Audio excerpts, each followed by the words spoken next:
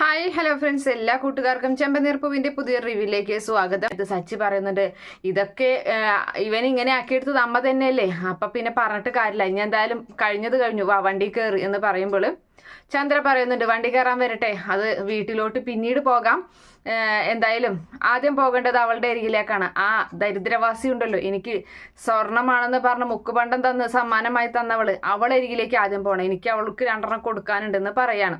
അപ്പൊ സച്ചിയും അത് ശരിയാണ് എന്നുള്ള രീതിയിൽ സച്ചി എന്നാ കേരള എന്ന് പറഞ്ഞിട്ട് ശ്രുതിയോട് കയറാൻ പറയുക. അങ്ങനെ അവർ അവിടെ നിന്നും പോവുകയും ചെയ്യുകയാണ്. നേരെ പോകുന്നത് ശ്രുതിയുടെ അരികിലേക്കാണ്. ശ്രുതി ആണെങ്കിൽ അവിടെ ഇങ്ങനെ ഇരിക്കുകയാണ്. ആ സമയത്ത് കോളിംഗ് ബെൽ അടിക്കുന്നുണ്ട്.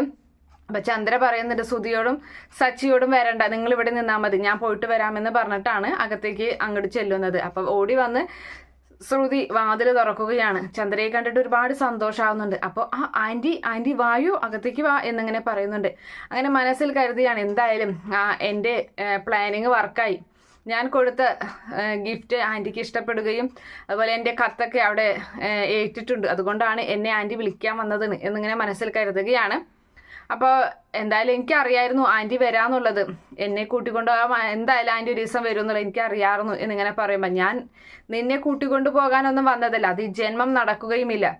ഞാൻ വന്നതേ നിനക്ക് നീ ഒരു സമ്മാനം കൊടുത്തയച്ചില്ല, അതിന് പകരം നിനക്ക് ഞാൻ എന്തെങ്കിലും തരണ്ടേ, അതിന് വേണ്ടി വന്നതാണെന്ന് പറയുന്നുണ്ട്. എന്നിട്ട് അവളെ കരണക്കുറ്റി നോക്കി ഒന്നാ കൊടുക്കുകയാണ്. അപ്പൊ ശ്രുതി ആകെ കണ്ണീന്ന് പൊന്നിച്ച പോയ പോലെയൊക്കെ അവളും പൊത്തി നിൽക്കുന്നുണ്ട്. എന്താ പറ്റിയതെന്ന് അവൾക്ക് ഒരു പിടുത്തവുമില്ല. എന്നിട്ട് തലങ്ങും വിലങ്ങും അവളെ തല്ലുകയാണ്.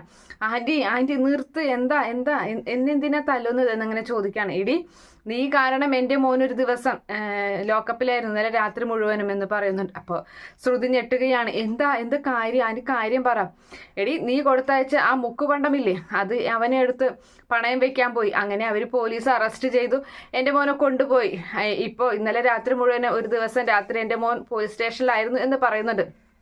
അപ്പോൾ ശ്രുതി പറയുകയാണ്, ഇല്ല ആന്റി, ഞാൻ കൊടുത്തയച്ചത് സ്വർണം തന്നെയാണ്, ആരാ പറഞ്ഞ മുക്കുപണ്ടമാണെന്ന്, ഒരിക്കലുമല്ല, അത് സ്വർണം തന്നെയാണ് എന്ന് പറയുന്നുണ്ട്. അപ്പോൾ എടി നീ വീണ്ടും കള്ളങ്ങൾ പറഞ്ഞുകൊണ്ടിരിക്കുകയാണ്, നീ അവിടെ കയറി കൂടാൻ വേണ്ടിയിട്ടാണ് ഈ തരങ്ങളൊക്കെ ചെയ്യുന്നതെന്ന് എനിക്കറിയാം, പക്ഷെ നീ എന്തൊക്കെ ചെയ്തിട്ടും കാര്യമില്ല, അവിടേക്ക് നിനക്ക് കയറാൻ പറ്റില്ല, നീ പിന്നെയും നുണ പറഞ്ഞിരിക്കുകയാണില്ലേ എന്നിങ്ങനെ ചോദിച്ചിട്ട് വീണ്ടും വഴക്കുണ്ടാക്കുന്നുണ്ട്. അപ്പോൾ ആ സമയത്ത് ശ്രുതി പറയാണ്, സത്യമായിട്ടും ഞാൻ സ്വർണം തന്നെയാണ് ആന്റി കൊടുത്തയച്ചത്, പിന്നെ സ്വർണം ആരെങ്കിലും മാറ്റിക്കാണും, അല്ലാതെ അത് മുക്കുപണ്ടാവാൻ ഒരു വഴിയില്ല, ഇനിയിപ്പോൾ ഒരു പക്ഷേ മീരയായിരിക്കും അത് ചെയ്തത്, അല്ലാതെ പിന്നെ ആരാ ചെയ്യുക. അപ്പോൾ ചന്ദ്ര പറയുന്നുണ്ട്, എടി, നിന്റെ നിലനിൽപ്പിന് വേണ്ടി അവള് കൂട്ടുകാരിയെ വരെ ഒറ്റി, അവളെ കൂട്ടുകാരുടെ തലയിലിട്ടു ആ കുറ്റം, നിനക്ക് നിന്റെ കാര്യം മാത്രമേ ഉള്ളൂ, നിന്റെ നിലനിൽപ്പ് മാത്രമേ ഉള്ളൂ, ഇപ്പം മനസ്സിലായിടി എന്നും പറഞ്ഞ് വീണ്ടും തല്ലുകയാണ്. അപ്പം ഇവളിങ്ങനെ ഒച്ചെടുക്കുന്നുണ്ട് ശ്രുതി, വേണ്ട ആന്റി, തല്ലല്ലേ എന്ന് പറയുന്ന സമയത്താണ് അവിടെ പുറത്ത് നിൽക്കുന്ന സച്ചിയും ശ്രുതിയും ആ ശബ്ദം കേൾക്കുന്നത്. അപ്പോൾ ശ്രുതി പറയുന്നുണ്ട്, ശ്രുതിയുടെ ഒച്ചയല്ലേ കേൾക്കുന്നത് എന്ന് പറയുമ്പോൾ, അത് കരയുന്ന ഒച്ചയാണല്ലോ, നീ വാടാ എന്ന് പറഞ്ഞിട്ട് വേഗം അവരകത്തേക്ക് ഓടിച്ചെല്ലുകയാണ്. അപ്പൊ ചന്ദ്ര തലങ്ങും വിലങ്ങും തല്ലുന്ന കാഴ്ചയാണ് കാണുന്നത്. ശ്രുതി അങ്ങനെ ചന്ദ്രയെ മാറ്റി നിർത്തുകയാണ്, പിടിച്ചു മാറ്റുന്നുണ്ട് സച്ചിയും ശ്രുതിയും കൂടിയിട്ട്. ഇവിടെ എന്തെല്ലാം ദ്രോഹങ്ങളാണ് ചെയ്തത്. അപ്പോൾ ആ സമയത്ത് നമ്മുടെ സച്ചി പറയാണ്, ഇവളെ ഒന്നും തൊടാൻ പോലും പാടില്ല അമ്മേ, അറപ്പാണ്, ഇവളൊക്കെ തൊട്ട് കഴിഞ്ഞാൽ നമ്മൾ നാറുള്ളൂ എന്ന് പറയുന്നുണ്ട് സച്ചി. വാ അമ്മേ, എന്തായാലും വാ പോവാ. അപ്പടി നോക്കിക്കടി, നിന്റെ താലി നിന്റെ കഴുത്തിലുണ്ടാവില്ല, അത് ഞാൻ പൊട്ടിക്കും, കളയും, ഉറപ്പായിട്ടും നിങ്ങൾ തമ്മിലുള്ള ബന്ധം ഞാൻ ഇല്ലാതാക്കും, എൻ്റെ മോന് നല്ലൊരു ബന്ധം, നല്ലൊരു കൂടിശ്ശേരിയെ ഞാൻ കല്യാണം കഴിപ്പിച്ച് കൊടുക്കുകയും ചെയ്യും, നിനക്ക് ശ്രുതിക്ക് നല്ലൊരു ബന്ധം കിട്ടില്ല എന്നല്ലേ നീ പലപ്പോഴും അന്ന് പറഞ്ഞത്, പിന്നെ തന്നെയല്ല അവന് ബുദ്ധിയില്ല ബോധമില്ല, അതുകൊണ്ട് അവനിങ്ങനെ ആക്കിയെടുക്കുന്നത് നീയാണെന്നല്ലേ പറഞ്ഞു, കാണിച്ചു തരാടെ എൻ്റെ മോൻ്റെ ജീവിതം എന്താണെന്നൊക്കെ പറഞ്ഞിട്ട് അവിടെ നിന്ന് നമ്മുടെ ചന്ദ്ര പോവുകയാണ് വീട്ടിലോട്ട്. അങ്ങനെ വീട്ടിൽ വന്നതുപോലെ കാറിൽ ഇറങ്ങുകയാണ്. അപ്പോൾ ശ്രുതി ഇങ്ങനെ മടിച്ചു നിൽക്കുമ്പോൾ, എന്താടാ മടിച്ചു നിൽക്കണം, ഇങ്ങോട്ട് വാടാ എന്നും പറഞ്ഞ് അവനെ പിടിച്ച് വലിച്ച് അകത്ത് ഹോൾ സിറ്റ് ഔട്ടിലേക്ക് കൊണ്ടുവരികയാണ്. അപ്പോൾ രവീന്ദ്രൻ പുറത്തേക്ക് വന്നിട്ട് രവീന്ദ്രൻ്റെ അരികിലേക്ക് മുന്നിലോട്ട് ഇട്ട് കൊടുത്തിട്ട് ശ്രുതി ഇട്ട് കൊടുത്തിട്ട് ചന്ദ്ര പറയുകയാണ്, ദേ നിങ്ങളുടെ പെരുങ്കള്ളൻ മകൻ, കൊള്ളരുതാത്തവൻ, നോണയൻ എന്നൊക്കെ പറയുന്നുണ്ട്. അപ്പോൾ പിന്നെ നമ്മുടെ രവീന്ദ്രൻ പറയാണ്, ഏടാ നീ എന്താടാ ഇങ്ങനെയായിപ്പോയത്, നീ എന്തിനാടാ ഈ മുക്കുപണ്ടം കൊണ്ട് പണയം വെക്കാൻ പോയത്, നിനക്ക് നാണില്ലടാ, ആൾക്കാരെ മുന്നിൽ ഞങ്ങൾക്ക് തല ഉയർത്തി നടക്കണ്ടടാ, എന്താടാ ആൾക്കാർ ഇതൊക്കെ കേട്ട് കഴിഞ്ഞാൽ എന്ത് നാണക്കേട് എന്നൊക്കെ പറഞ്ഞിട്ട് അവനെയും ഇതുപോലെ രവീന്ദ്രൻ തല്ലുകയാണ്. അപ്പോൾ ആ സമയത്ത് ഈ പറയുന്ന സച്ചിയും പിടിച്ചു മാറ്റുന്നുണ്ട്. അപ്പോൾ അവിടേക്ക് രേവതിയും വരുന്നുണ്ട്, അതുപോലെ തന്നെ ശ്രീകാന്തും വരികയാണ്. അപ്പോൾ ശ്രീകാന്തും കുറ്റപ്പെടുത്തുന്നുണ്ട്, എന്തിൻ്റെ ഏട്ടൻ എന്താ, ഏട്ടന് ഇപ്പം പൈസയ്ക്ക് വല്ലതും ആവശ്യമുണ്ടെങ്കിൽ ഞങ്ങളോട് ചോദിച്ചാൽ പറയാം, ഞങ്ങളൊക്കെ സഹായിക്കില്ല എന്ന് ചോദിക്കണം. ആരും സഹായിക്കാൻ, ആരും സഹായിക്കില്ല, എന്നെ ആരും സഹായിക്കില്ല, എനിക്ക് ഡീലർക്ക് പൈസ കൊടുക്കാൻ വേണ്ട ആവശ്യം വന്നപ്പോഴും എൻ്റെ കയ്യിൽ പൈസ ഇല്ല, അതായപ്പോൾ ഞാനിത് ചെയ്തതാണ്. നിങ്ങൾ ഈ പറയുന്ന സംസാരമല്ലാതെ ഞാൻ ഇവിടെ വന്ന് പൈസ ചോദിച്ചാൽ എന്നെ കളിയാക്കലും പരിഹാസവും മാത്രമായിരിക്കും ഇവിടെ ഉണ്ടാകുന്നത്. എനിക്കറിയാം എന്താ നടക്കാൻ പോകുന്നതെന്ന്. പിന്നെ എൻ്റെ ശ്രുതി ഉണ്ടായിരുന്നെങ്കിൽ അവൾ ഈ എന്നിൽ നിന്ന് ഇതൊക്കെ എന്നെ രക്ഷപ്പെടുത്തിക്കൊണ്ടാണ് അവൾ എങ്ങനെയൊക്കെ പൈസ ഉണ്ടാക്കി അതൊക്കെ അവൾ ഡീൽ ചെയ്ത് പോന്നിരുന്നതാണ് എന്ന് പറയുമ്പോൾ ചന്ദ്ര പറയുന്നുണ്ട്, മിണ്ടി പോകരുത്, അവളെ കുറിച്ചിട്ട് ഈ വീട്ടിൽ അവളെ പേര് പറഞ്ഞു പോകരുത് എന്ന് പറഞ്ഞ് ചന്ദ്ര ചൂടാവുന്നുണ്ട്.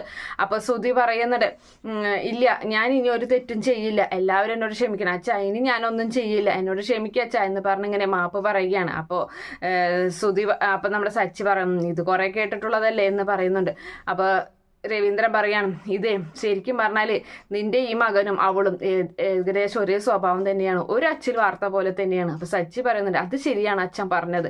അപ്പോൾ നമ്മുടെ രേവതി പറയുന്നുണ്ട്, ശ്രുതി മുക്കുപണ്ടം സമ്മാനമായിട്ട് അമ്മയ്ക്ക് സമ്മാനമായിട്ട് കൊടുത്തു, അത് ശരി, പക്ഷേ ആ മീരയുടെ കയ്യിൽ കൊടുക്കാൻ പറഞ്ഞ ആ മാല കൊണ്ട് പണയം വെച്ചു, എന്നിട്ട് അമ്മയോട് നുണ പറയുകയും ചെയ്തു എന്നിങ്ങനെ രേവതി പറയുമ്പോൾ അത് ശരിയാന്ന് പറയുന്നുണ്ട്.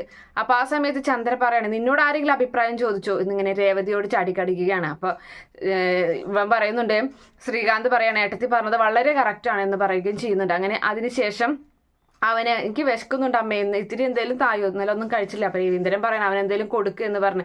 അപ്പോൾ നമ്മുടെ ശ്രീകാന്ത് പറയുന്നുണ്ട്, ഒരു മാറ്റവും ഇല്ല, എന്താ കാര്യം, ഒരു കുലുക്കവും ഇല്ല എന്നും പറയും, എനിക്കിതൊന്നും കണ്ടെടുക്കാൻ പറ്റില്ല എന്നും പറഞ്ഞ് അകത്തോട്ട് പോവുകയാണ്. അപ്പോൾ ഇവള് പറയുന്നത്, രേവതി പറയുന്നുണ്ട്, നിങ്ങളുടെ ഏട്ടൻ ഒരിക്കലും നന്നാവാൻ പോകുന്നില്ല കേട്ടോ, അതിപ്പോൾ ആർക്കും അറിയാത്തത് എന്ന് സച്ചി പറയുന്നുണ്ട്. വാ നീ വായു എന്ന് പറഞ്ഞ് അവളെയും കൊണ്ട് സച്ചിയും അകത്തോട്ട് പോവുകയാണ്. രവീന്ദ്രൻ അവിടെ നിന്ന് സങ്കടപ്പെട്ട് നിൽക്കുന്നുണ്ട്, ഇവൻ മാത്രം എന്താ ഇങ്ങനെയായി പോയതെന്നൊക്കെ ഇങ്ങനെ പറഞ്ഞങ്ങനെ സങ്കടപ്പെട്ടിരിക്കുകയാണ്. അങ്ങനെ അതിനുശേഷം നമ്മുടെ ശ്രീകാന്തും അതുപോലെ തന്നെ ഇത് ശ്രുതി വർഷയും കൂടി സംസാരിക്കാണ്ട്. അപ്പോൾ വർഷയുടെ ഒരു ബ്രോക്കർ വിളിക്കുന്നുണ്ട്. ബ്രോക്കർ പറയുന്നുണ്ട്, മേഡം അന്ന് ആ ഹോട്ടലിന് റെസ്റ്റോറൻറ്റ് തുടങ്ങാൻ വേണ്ടി നോക്കിയ സ്ഥലത്തിനേക്കാളും നല്ലൊരു സ്ഥലം വേറെ കിട്ടിയിട്ടുണ്ട്, അവിടെയാണെങ്കിൽ കിച്ചണൊക്കെ അടിപൊളിയാണ്. അപ്പോൾ വർഷ പറയുന്നുണ്ട്, എന്തായാലും നിങ്ങളെ 2 സ്ഥലം ബ്ലോക്ക് ചെയ്ത് വെച്ചു, ഞങ്ങൾ എന്തായാലും വന്ന് കാണാം, എൻ്റെ ഹസ്ബൻഡിനോട് ഞാൻ സംസാരിച്ചിട്ട് വിളിക്കാം എന്നൊക്കെ പറഞ്ഞ് അങ്ങനെ ഫോൺ കട്ട് ചെയ്യാണ്. ശ്രീകാന്തിനോട് പറയുന്നുണ്ട്, എടാ 2 സ്ഥലം ബ്രോക്കറാണ് വിളിച്ചത്, 2 സ്ഥലം കണ്ടെത്തിയിട്ടുണ്ട് റെസ്റ്റോറൻറ്റ്, അപ്പോൾ ഇത്ര തിരക്ക് പിടിച്ച് ചെയ്യുന്നു, ഇതൊക്കെ സമാധാനത്തിൽ ചെയ്യേണ്ട കാര്യമല്ലേ, നിന്റെ ഡെലിവറി ഒക്കെ കഴിയട്ടെ എന്ന് ശ്രീകാന്ത് പറയുമ്പോൾ അപ്പോൾ തുടങ്ങി അവൻ എൻ്റെ ഒരു ഡെലിവറി അതൊക്കെ അവിടെ നടന്നോളൂ, നീ എന്തായാലും എൻ്റെ കൂടെ നാളെ വരാം, നമുക്ക് ആ സ്ഥലം പോയി കാണാം, എന്തായാലും അഡ്വാൻസ് കൊടുക്കണം എന്നൊക്കെ പറഞ്ഞ് നോക്കാമെന്നും പറഞ്ഞ് ശ്രീകാന്ത് അവിടെയൊന്നും പോകുന്നുണ്ട്. അങ്ങനെ അതിനുശേഷം നമ്മുടെ ശ്രുതി മീരയോട് ഈ ഒരു കാര്യം പറയണം. അപ്പം മീര പറയുന്നത്, ഭാഗ്യം ഞാനിവിടെ ഇല്ല, അല്ലെങ്കിൽ എനിക്കും കിട്ടിയതിന് അടി, എന്തായാലും നീ ചെയ്യുന്നതൊക്കെ നിനക്ക് തന്നെ അബദ്ധമായി മാറുകയാണ്. പിന്നെ ആദി വിളിച്ചിട്ടുണ്ടായിരുന്നു, ആദി എപ്പോഴും നീ ഇങ്ങോട്ട് ആദിയെ കൊണ്ടുവരേണ്ട കാര്യം പറഞ്ഞിട്ടുണ്ട്, അത് പറഞ്ഞ് ആൻറ്റി എപ്പോഴും ശല്യം ചെയ്യുന്നുണ്ടെന്ന് ആൻറ്റി പറഞ്ഞു, നിന്നെ വിളിച്ചിട്ട് കിട്ടാഞ്ഞിട്ടാണ് എന്നെ വിളിച്ചത് എന്നുള്ള കാര്യമൊക്കെ ഇങ്ങനെ പറയുകയും ചെയ്യുന്നുണ്ട്. അങ്ങനെ ഒരു ഭാഗമൊക്കെ കാണിച്ചിട്ടാണ് ഇന്നത്തെ എപ്പിസോഡ് അവസാനിക്കുന്നത്. ഈ റിവ്യൂ ഇഷ്ടപ്പെടുകയാണെങ്കിൽ ഈ ചാനൽ ഒന്ന് സബ്സ്ക്രൈബ് ചെയ്ത് സപ്പോർട്ട് ചെയ്യണേ. Okay friends, bye, thank U.